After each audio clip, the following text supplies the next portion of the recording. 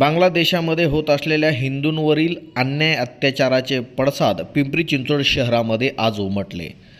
सकल हिंदू समाज व विश्व हिंदू परिषदेच्या वतीनं पिंपरी येथील विश्वरत्न डॉक्टर बाबासाहेब आंबेडकर स्मारक चौकाच्या या ठिकाणी निषेध मोर्चा व आंदोलन करण्यात आलं। या दरम्यान आमदार महेश लांडगे यांनी देखील प्रत्यक्ष रस्त्यावर उतरून निषेधाचे फलक हातामध्ये घेऊन हिंदूंवर जे काही अन्याय अत्याचार बांगलादेशामध्ये चाललेले आहेत याचा तीव्र शब्दात निषेध केला। यावेळी विविध संस्था आणि संघटनांच्या लोकांनी आपलं मत व्यक्त केलं आणि रस्त्यावर उतरून आंदोलन करून हिंदूवर होणाऱ्या अन्याय अत्याचाराचा निषेध केला।